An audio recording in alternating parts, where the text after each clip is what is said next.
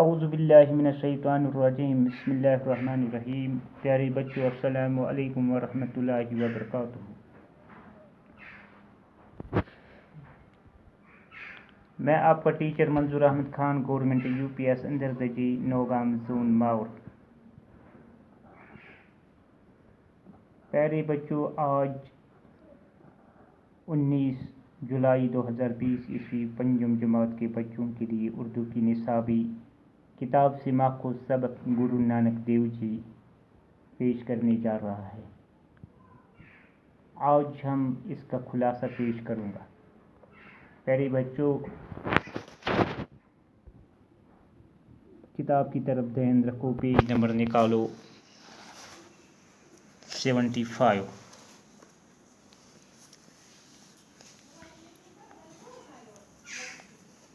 گرو نانک کو بچپن ہی سے کھیل کود کا شوق نہیں تھا۔ جو یہ گرو نانک تھا، یہ جو بزرگ تھا، اس کو بچپن ہی سے کھیل کود کا شوق نہیں تھا، کھیلنے کا کوئی شوق نہیں تھا۔ گھر سے جیب خرچ کے لیے انہیں پیسے ملتے، گرو نانک انہیں اپنے پر خرچ نہ کرتے، بلکہ انہیں جو بھی غریب اور ضرورت مند نظر آتا اس سے دے دیتا۔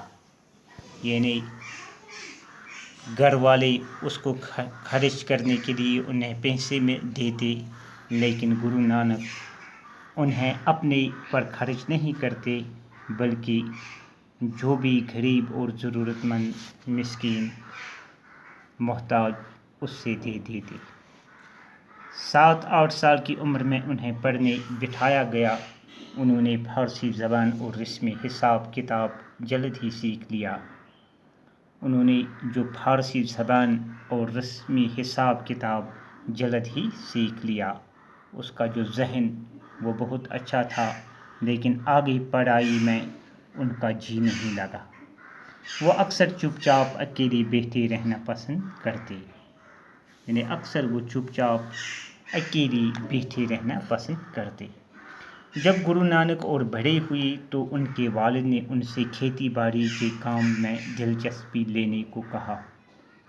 اس میں بھی ان کا دل نہیں لگا۔ اسی طرح دکانداری کر کے پیسے کمانے میں بھی کوئی دلچسپی نہیں دکھائی۔ ایک دن گرو نانک کے والد صاحب نے انہیں کچھ روپے دے کر لاہور بھیجا۔ کہاں بھیجا؟ لاہور، اور کہا کہ ایسا کھیرا سودا کرنا جس سے کچھ نفع ہو۔ بالا نام کا ایک جاٹ نوکر بھی ساتھ کر دیا۔ گرو نانک چل پڑے۔ راستے میں کچھ فقیر، مسکین سادھو نظر آئے۔ وہ بہت بھوکے تھے۔ گرو نانک کو انہیں دیکھ کر بہت ترس آیا اور انہیں کچھ روپے دینے چاہیے۔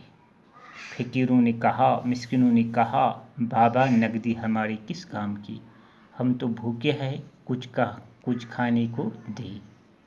گرو نانک فوراً خود شہر گئے، آٹا لائے، روٹی پکوائی اور فقیروں کو کھلائے، اچھی طرح فقیروں کو کھلائے۔ اسی طرح سارے روپے فقیروں، سادھوؤں کو کھانا کھلانے میں خرچ کر دیے اور واپس ہوئے۔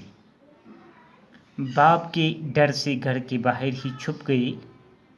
باپ نے ڈھونڈ نکالا اور پوچھا، تم کیوں کر واپس ہوا اور جو روپے میں نے دے دیے ان کا کیا کیا؟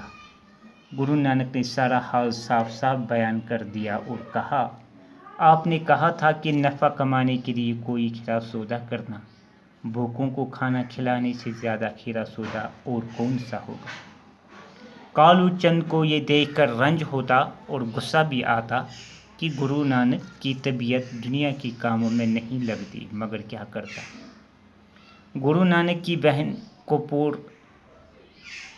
کپور تھلہ کے علاقے سلطان پور میں بیاہی گئی تھی اور اس کا شوہر علاقے کے حاکم کی سرکار میں ملازم تھا۔